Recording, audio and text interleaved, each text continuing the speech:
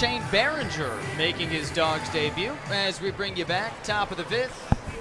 Happy to have you. Kane County, center fielder. Here comes Anthony Seymour to lead things off for Kane County. So as we bring you back into the broadcast booth, Sam Brief and our crew with you, and right now joined by a special guest here in the 5th, 7-time Cy Young winner Roger Clemens. How you doing, Roger. baby? Yep, thanks for Good to asking. have you. Absolutely.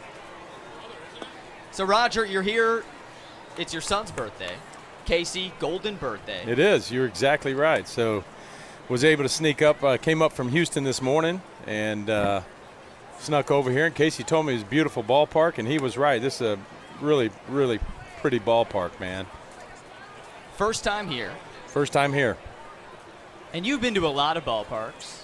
So give me, you walk in, you're with the family. Like, first impression, like, what do you look for in a ballpark, and what'd you notice here as Adams takes care of Seymour? Yeah, no, it's very fan-friendly.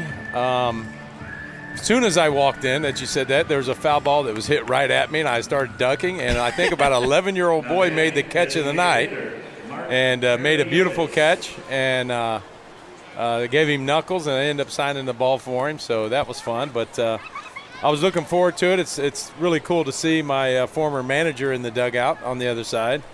Butch was so great to play for in Boston, and I think he was more intense than half the players when we were playing. What about him was so intense? It was 92, 94. You're a young guy in Boston. Yeah. You got Butch. I loved him. I mean, he made sure we were ready to play, and he knew he could. He'd hand me the ball and have me go to work, and knew I was going to give it to him as best I could. And he was fun to play for. He had a great coaching staff around him. Bench coach Don Zimmer. Zim was a baseball lifer, and we got it done. Butch had us ready to go, and we got it done. If we maybe one or two more bodies at skilled positions, we could have really taken it a long way. And that was the young Roger Clemens. Well, yeah, you age in dog years. You play in Boston and New York as long as I did. I tease people, you age in dog years. So, but no, it was fun. You know, obviously I was very fortunate in my career. I got to play in two of the most historic stadiums in Fenway Park and Old Yankee Stadium. So, and I got to pitch a few times here at Wrigley, and that was a lot of fun too. And you got to come to Impact Field tonight. There you go. Add that to the list. Yeah, I'm going to have to just start hitting all the stadiums. Here's a Caraviotis strikeout, and Allen will come up next. 2 outs here in the 5th with the 7-time Cy Young winner Roger Clemens, father of Kacy. That's what you are tonight. You're all these things, but Kacy's tonight dad. You're a dad. That's it. Kacy's dad, and they ask me, and I either tell them I'm Cody's dad or Kacy's dad, and I'm Poppy Rocket too. My oldest boy Kobe, who played 10 years. I got 4-year-old twin grandboys. And I need a rope because those two go each direction, and they're busy. So, but, I have to say I appreciate what you guys do bringing the games to us. It's our way to watch the games when I'm in Houston, spread myself thin, whether I'm working with the Astros or at home with the grandboys. You guys bring I love it when it's, I can pull it up and watch it and listen to you guys. And so I appreciate what you guys do. I'm sure all the other moms and dads and brothers and sisters enjoy it too when they can't be here in person to watch their young men out here get after it. Thank you, Roger. Means a deal. Great deal. And here's a nice bare barehand play. Adams. Good play. Not in time. Yeah, it means a lot to us at home. Like I said, all around the country. Again, tomorrow I'll be in Toledo watching the other kid play, but I'll be listening to you guys. And it makes it very pleasant for me as a dad, like you said, after the career I had to watch the kids play. All right, Dad, time to watch your kid play. Here we go. He's already playing with house money, right? Yeah, 2 for 2. Yeah. Nice little day, and in a tie ball game here in the 5th, he's got his dad watching from the best seat in the house. It is a pretty good seat right here. So Kacy Clemens, double in the first, single in the third. Roger, when you watch his dad versus player, or a coach, or just a fan, like, what are you looking for from Kacy right now? just like you said, I'm the dad role until whether it's Kacy or one of his teammates asks me a specific question. One of the pitchers, asked me, I've talked to the guys a few times, some of the guys that are down there in the bullpen.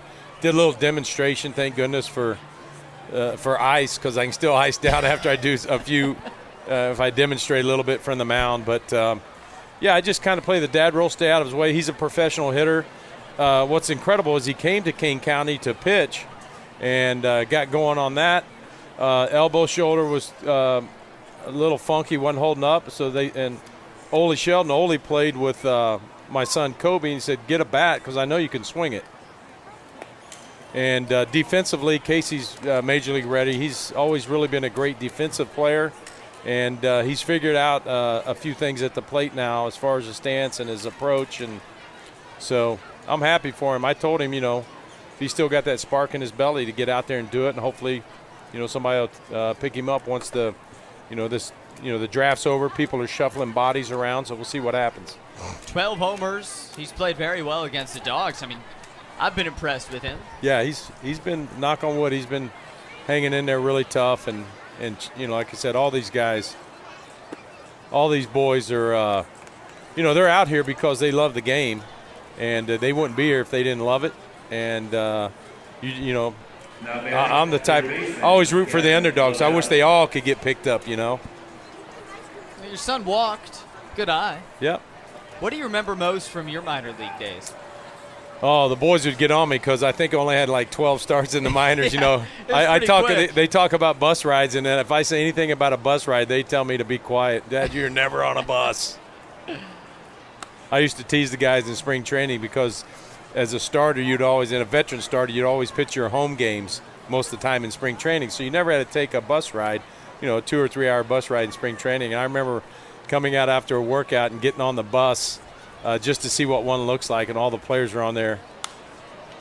I think it was with the Yankees, so, Posada, Jeet, all these guys are going, to Fort Myers or somewhere, and I'm like, I take 2 steps on the bus, and I was like, wow, these things are unbelievable. They're so nice. Air conditioned, they got TVs, and they're like, get your butt off the bus, New York Yankees take care of you. Oh, yeah. Yep. Not quite like Bull Durham. Ball and a strike, LaValle, 1-2. It was a cup of coffee in the minors for you. Yeah, I was pretty lucky. I went through pretty quick coming out of the University of Texas. Kacy following in your footsteps, a little hook'em action. Kacy and Cody did it up. They pushed me down on the totem pole. I was kind of king dad over there at Longhorn Nation, and Kacy got it going on, and they went to Omaha, and then Cody came on and had one of the best years in about 25, 27 years. Texas royalty as LaValle sprays a foul. Hey, I got to ask you, this is timely. Texas, Oklahoma, leaving the Big 12. I think they got a vote on it still, but should be interesting if that happens. It may open up, living in Houston, it may open up the Big 12 to maybe accept a team like U of H or somebody to take a step up. Well, they've earned it. Kicking butt. And 3-2 here on LaValle. I think, like I said, I think it has to be voted on. It's going to make it. It's going to be that'll be a tough road. I mean, there's obviously some great teams in the SEC. Probably start playing Texas A&M again. And Butch will tell you, SEC, the king. Yeah, Butch. Roll Tide. That's what he always reminds us. Here's strike 3. Shane Behringer. Very impressive in his first Dogs half inning. We'll be back, bottom 5, more with the Rockets on the other side. Leading off for the Dogs, first baseman Kacy Hobson. Good to have you back, bottom of the 5th. 3-3, Dogs and the Cougars here at Impact Field. Rocking it, Sam Brief and our crew, joined right now by the Rocket himself, the great Roger Clemens here at Impact Field. Roger, joy to be with you. It's great to be here. It's a beautiful night. I love seeing all the young kids here from the different teams. They're playing tournaments, I guess, locally. So, pretty cool. You know what else is cool, and I'm curious, with you as a dad being here watching your kid, this is Kacy Hobson, Butch's son. Have you ever coached any family members? we had, you know what, we put together that Constellation Energy League for when once COVID hit and they knew the minor league guys weren't going to be playing. We said it would just be a really downfall not to have your guys playing for 13 months, especially when you're trying to develop a minor leaguer. We had, I don't know, out of probably over close to 100 and something players. There was at least 45 or 50 affiliated players. And the word I've gotten from different managers around the league that are coaching these kids that we had, they said immediately you could tell the difference from playing those 34, we played about 33, 34 games in Houston. The guys were great. Everybody stuck to the protocol, and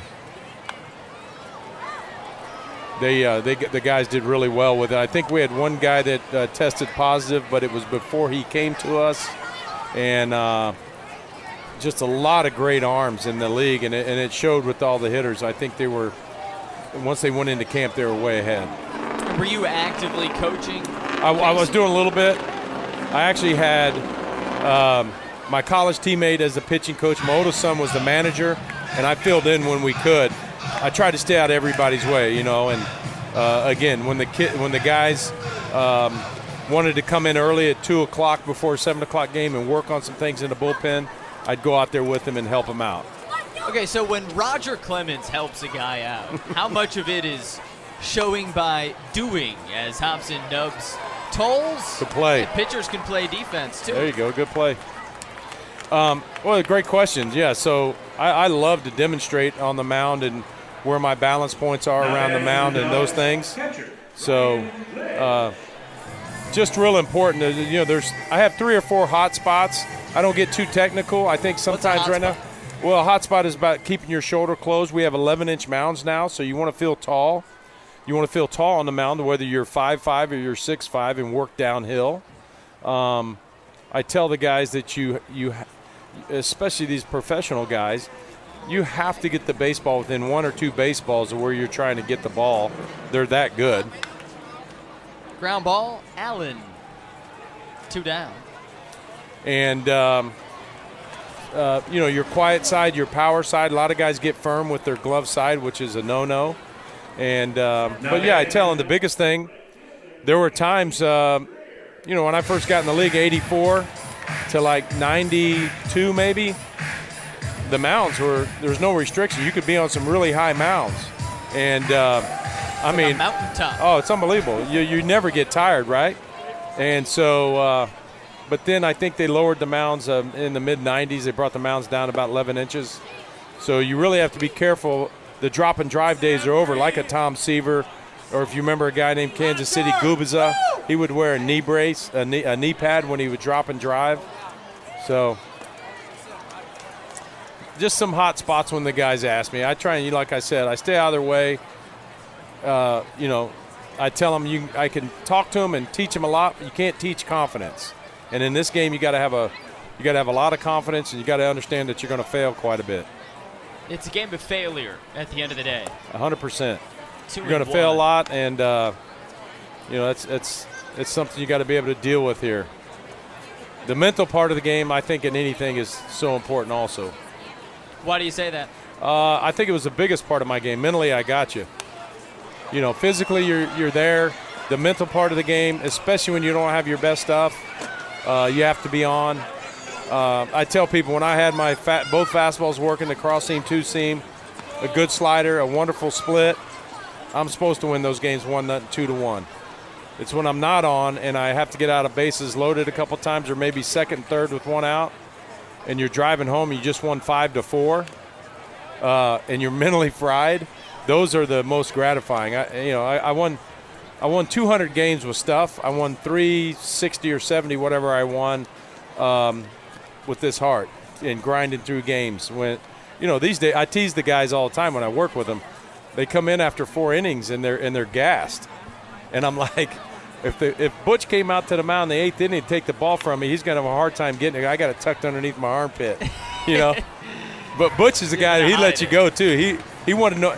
He wasn't worried about analytics and, who hits better off you the third time through the lineup. Butch wanted to look at you in the eye and see how you felt. He says, can you get these next 2 guys? And I said, absolutely. Now, if you said I think so, Butch is going to the bullpen. He's reading you. Oh, in that absolutely. You're the man, Roger. Absolutely. 3-2 here. Yeah.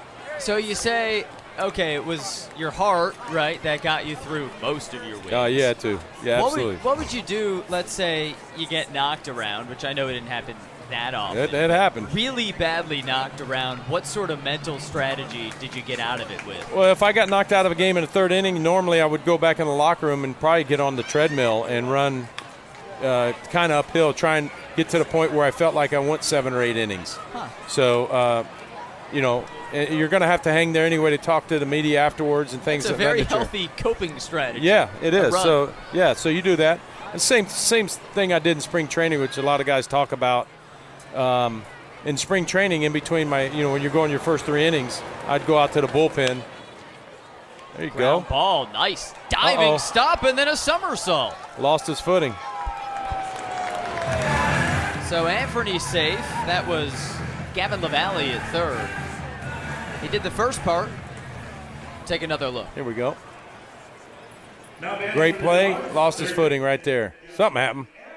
I think the somersault was pretty impressive. I mean, Well, I can't do that. He's probably been watching the Olympics. Exactly. He was going to do a little Olympic move and come up and throw right there.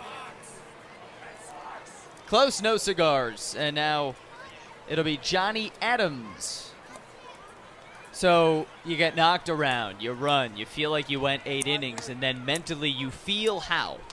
You feel better. I mean, there's no doubt about it. I mean, I did that, and like I said, I was alluded to earlier in spring training when I would throw 1 inning. I was going 3 innings in the spring training game, but I wouldn't go back to the dugout. I'd go to the outfield bullpen and do my core work and my pickups, trying to make my legs as tired as possible.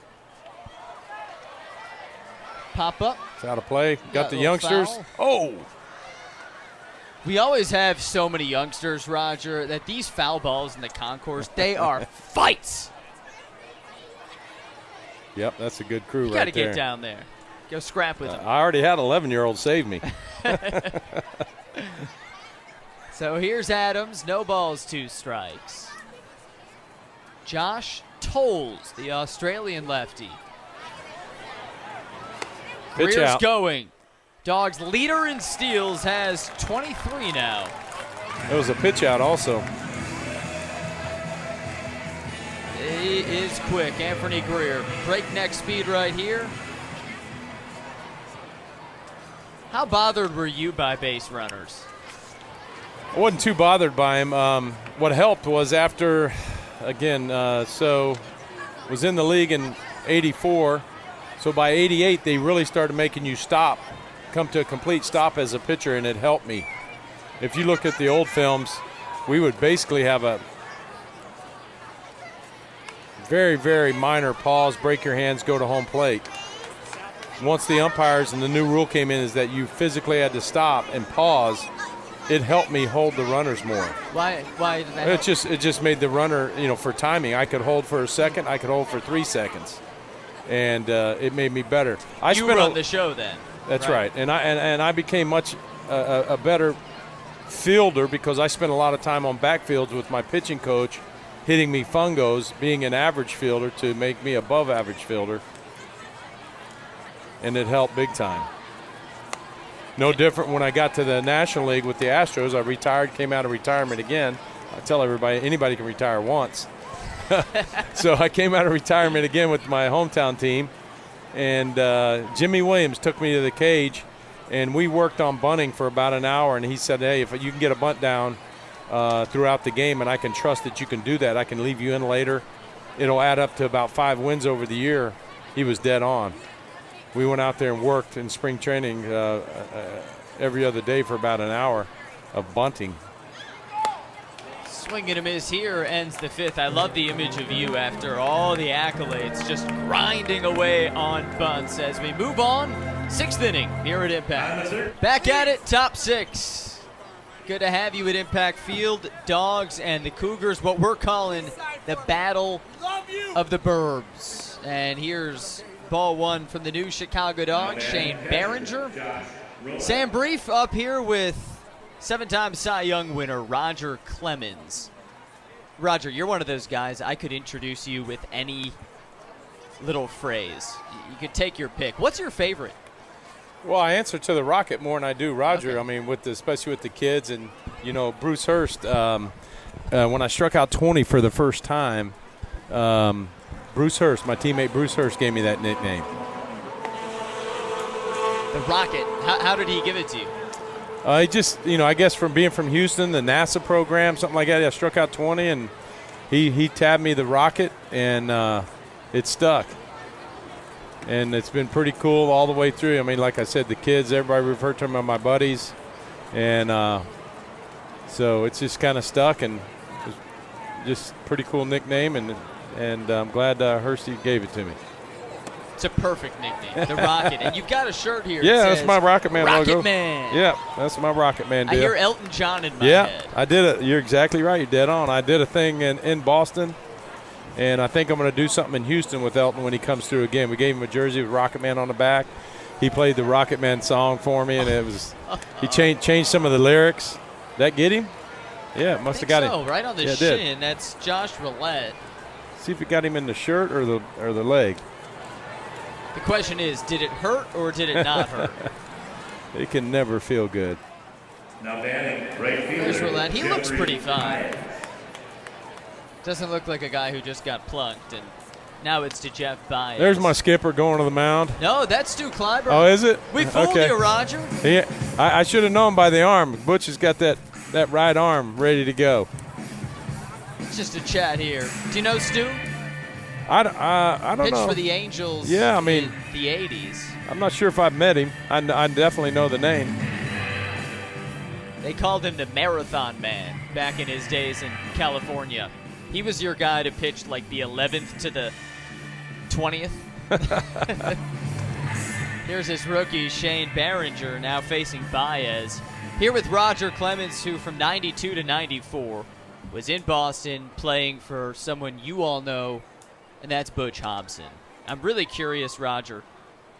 I know Butch now, right? 2019 to this year. You know Butch 2 decades before that. One word to describe him like a week into your relationship. I would want to use the word intense, but being prepared, I think, is even more. He had us all prepared as players to go out, and he put players, that's what, over 24 years having great managers like I did, they put you in a position to succeed, the best. And Butch would fill out the lineup. Butch also handled our personalities really well, too. He still does that. Swing and a miss. And you got to understand, when he played in the 70s, I mean, there was some knockdown, drag out. Boston, New York was like that. I tell people when I got to Boston in the 80s, the Yankees weren't that good. Our rival was kind of like Toronto. The Blue Jays were really good late 80s, early 90s, of course. They won back-to-back titles. A little off the end right there, off the end of the bat. There's Anthony. And then once I went over to the Yankees, Red Sox changed ownership, and then both teams got competitive. It was fun again. People, really playing hard. But Butch played in those days where you could go into second hard and slide into second hard, and it was hard-nosed baseball. He was just telling me a story the other day about Gaylord Perry. And he said that one of his first ever games, Butch was a rookie, and Gaylord's a veteran, and he's got that curveball, and he says, "Hey, Rook, you lean over the plate, try to hit my curveball, and you'll get one to the ear." Oh, Johnny Adams. Here we go. Diving stop. Good play. Not done. Really nice play. With you here, we've seen 2 tremendous diving stops. Here we go. Let's look at Johnny. Woo! Little bobble. Yep. Good play, though. Really nice. There's Johnny. Okay, so Butch is about to face Gaylord Perry, right? And he says, "Rook, you try to lean out over the plate and poke my curveball, and next at-bat, you get one to the ear." Butch's first at-bat gets a curveball outside, leans over the plate, pokes a double, gets to second, and Gaylord turns around and says, "All right, rookie, I'll see you next time, and you'll pay." And then nothing happened. But Butch said he was quite scared. The only thing Butch would have got on him was some kind of slime. Gaylord out there putting no telling what he was doing. All right, the puff ball with the flower. flower. He had it going on. There's his 6-4-3 double play. So Dogs turn 2, and we stay tied in the bottom of the 6th. More with the great Roger Clemens, the Rocket, on the other side. Bottom of the 6th, and a new pitcher here for Kane County. This is Ryan Richardson. The righty comes in for Josh Tolles, and in the 6th, it's Kay Smith and Metzger. Still 3-3, and still with the Rocket, Roger Clemens, up here in the booth. Everybody's probably wanting us to be quiet so they can hear their kid hit, and we're talking over top of them. I don't mind. Yeah. Roger, what do you look for with a pitcher at this level? Like when you're just watching right now, Ryan Richardson, first time I assume you've seen him. Like what do you notice? Yeah, so just tell the boys, first of all, you can't spike your fastball, and you have to have fantastic control over both of them. And really, you got 9 quadrants you can throw your cross-seamer or two-seamer. Not really the two-seamer because you don't want to go too high with that. But that was There's a good sinker. Good sinker right there. Safe. Beat it. Yep. Good hustle. So that's a K single, his first hit. What'd you see on this pitch? Sinker? Oh, yeah. So we talked to the guys about, when they're, their mechanics are real important, but don't turn into a robot while you're out there. I want the guy to be comfortable.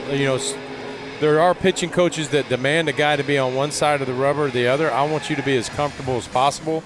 I also need you to tell your catcher, especially if you have new pitchers coming to your team in this league, first thing you got to do is sit down with your catchers, and I need you to tell me, first and last name. I need to tell me all your pitches, and then I need you to tell me what your best pitch is to go to, what you're most comfortable, bases loaded, 3-2 count.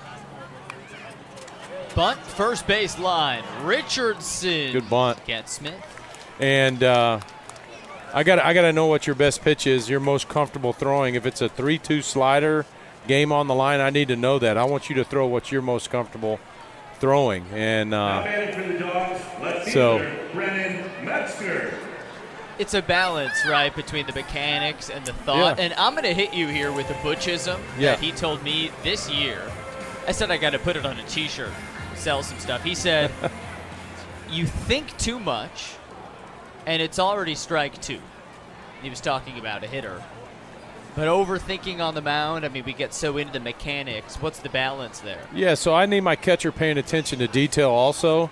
But I can tell if a guy's hunting the pitch. There's some really good hitters that hunt pitches, and they're good at doing it. And you can tell because you could throw that guy a 3-2 fastball right down the middle, and he's sitting soft, and he takes it right down the middle. So you got to know the guys that kind of guess along with what's going on and different things like that. But it's no different. I had 2 of the dads come up to me in the stands already with their kids that were, I think one kid was 14, the other one was 16. And, same old thing, but it holds true. Strike 1's the best pitch in baseball. Get it however you can get it, and learn a great changeup. You learn a great changeup, you're gonna put yourself through a Division I college if you can command a changeup. Obviously, I had a good changeup, but my split was devastating. I learned my split early in my career, but I didn't use it that much.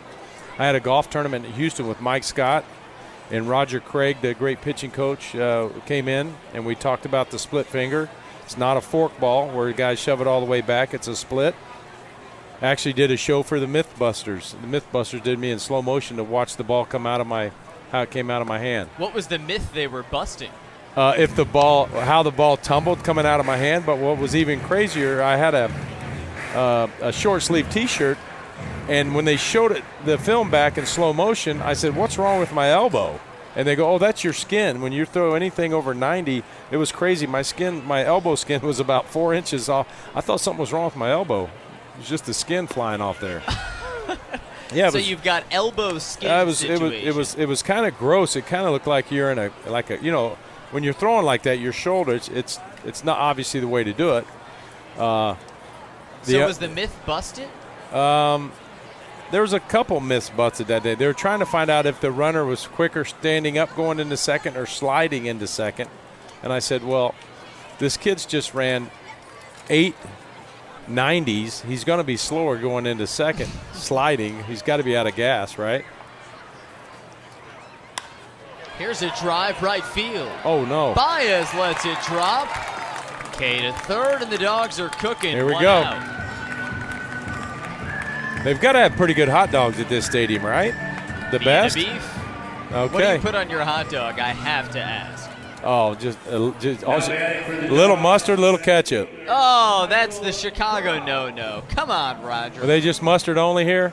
Yeah, no. That's like our thing. Well, wait a is minute. No ketchup. They had the guy come out of center field. Yeah, the ketchup mascot. Yeah, yeah. He's like the villain, though. Oh, okay. Well, We got the mustard as the squeeze. We like so him. we'll and take then him out next time we see him then. Oh, he's actually up here, Roger. Turn around. I'm going to get in that uni. There, see? I say, look, they just said you're a villain. Look at you. Look at him. We got ketchup here in the booth. Oh, so you do There you put have ketchup on your hot dog. Little I think bit. my employer requires me to admonish you, but What about you're mayo? a nice guy. What about mayo and onions? Yeah. Yeah, you do? No. Are you asking? No, I'm just saying. Oh, I've no. heard people say it's really good. What kind of people? People that like hot dogs. Oh, man. I don't know about that. You know, Roger, you've got a lot of notable things about you, to say the least. I think the fact that you're on Mythbusters is the coolest. I'll say it. We hadn't even touched. We hadn't even got. I mean, have you seen the movie Kingpin? Uh-huh. You might want to go watch the bar scene again. There's a guy in there called Skidmark. He's got a couple earrings. Am I talking to Skidmark? Unfortunately, yes. The Fairley brothers, they said if we tell you your nickname, you won't come do the movie for us. I was supposed to be in Dumb and Dumber. I was Seabass, but I couldn't get away from the team to do it. So Cam Neely, the hockey player, Cam's with the Bruins still, I believe, and maybe the GM or president. I should know. Cam, but he took that part, and the Fairley brothers said that, hey, we're going to get a part for you, so just be ready. And they called me in the off season, said we're sending a plane, get to Reno. We're going to film 2 nights in Reno. I said I'm not coming till you tell me what my name is. They go, if we tell you what your name is in the movie, you're probably not going to come. I go, what's my nickname in the movie? They go, Skidmark. I said, you're right, I'm not coming. They go, no, you're a truck driver. We got a scene in a bar, and those guys are crazy. Their movies are so funny. So there was that, but another one that was really good that you need to look. I'm going to call you Skidmark. Yeah, thank you. So What else you got? So you got to watch the movie Cobb. I got to play a 1918, I think, Philadelphia A's pitcher, Christy Matheson, the movie Cobb with Tommy Lee Jones. Kind of a dark movie. It was going to hit the theaters, but MLB went on strike. But it was a great movie, and there's only one baseball scene in it.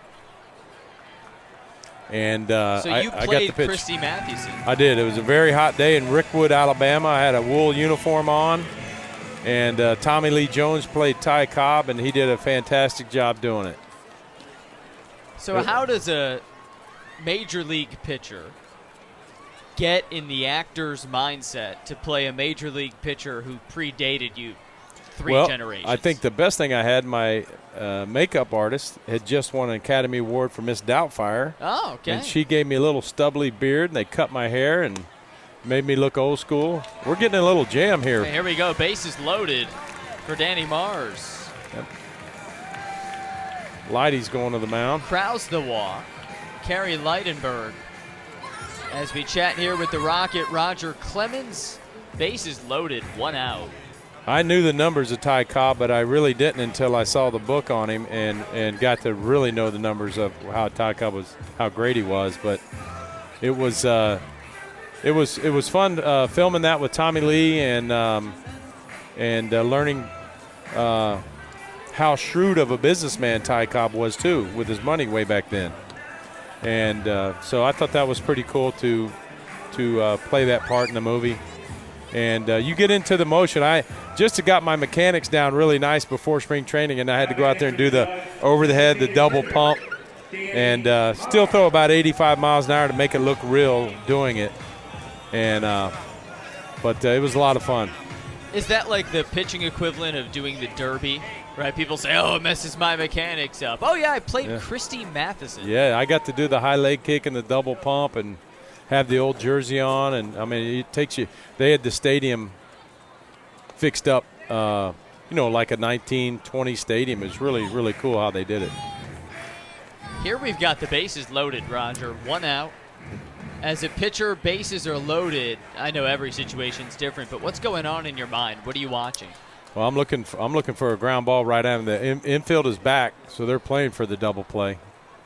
It's Danny Marr's bases juiced, and he swings Change and misses. This is a spot where the hitter basically in a tie game, you want to get the ball to the outfield at least, get the ball in the air. You've got 1 out, so deep enough fly ball, and the Dogs are on top. Game Kane County led 3-0 after just about 5 minutes. Dogs on the verge of punching back, and Mars gets that ground ball. Clemens home, and he gets the first out. That's a smart play from your boy. Good play. Be able to get it to it quick and get it home. Cut the lead run down. Now batting for the Dogs. I tell you, the pitcher really loves that. Hobson. Or who that was. Runner, Everyone pitcher. in blue. Everybody. So the big ground out, now it's Kacy Hobson. Now you got to be careful. Kacy's got 13 bombs, does he? Mm-hmm. Leads the Dogs. So the Dogs leader in home runs, Kacy Hobson. Kane County's leader, Roger Clemens. There you go. 2 Kacys, 2 dads, one who played for the other. Crazy. Or you should go out for Crazy, dinner. crazy, isn't it? Like I said, I enjoyed my time with Butch, and of course, one of my favorite of all time, Don Zimmer, was right there in the dugout with us. What was their relationship like? I think it was great. Zim is a baseball lifer. I don't believe he cashed a check outside of baseball the whole time, and but I loved old Popeye. It was, we had him in New York too. Joe Torre. I've said that many times. A great manager needs a really, really great bench coach also. 2-0 gets hit high in the air. Here's Clemens. Oh, in and out. Now you just hope it doesn't Popped out of the come back. glove. Yep. I thought the ball was in play a little better than that. It was, but he got a lot of glove on it. Nearly a golden foul out. With you here, Roger, I gotta ask. Well, first let's watch this. Yep, in and out. I think he had it. It looked like the railing of the dugout messed up his arm angle. So Hobson has more life. Yes. Bases loaded, 2-1. Now that just got dangerous. There's strike 2. Why do you say now it's Well, I dangerous? think he was still sitting soft there. Like you were saying, Butch was saying. Now you're just going to have to battle. 2 strikes, balls. you're going to have to battle a little bit. 2 strikes. Here's the battle. Little nubber foul. What's your favorite situation as a pitcher? Like, do you like the bases loaded out, or just, Well, 1, 2, 3? there's certain hitters that when you face like a George Brett so many times like I did, or a Cal Ripken, you got 100, maybe 110 at bats against one another. There's nothing that I can throw that he hasn't seen, and same goes for the different stances that Cal had. Change up. Swing and a miss. Good pitch, good change up. Backed it up with back-to-back change-ups. Strand, the bases loaded, the Rocket. Thanks Roger again. Clemens, thanks for having me, guys. It was fun. It was a pleasure. Appreciate we'll be it. back. 7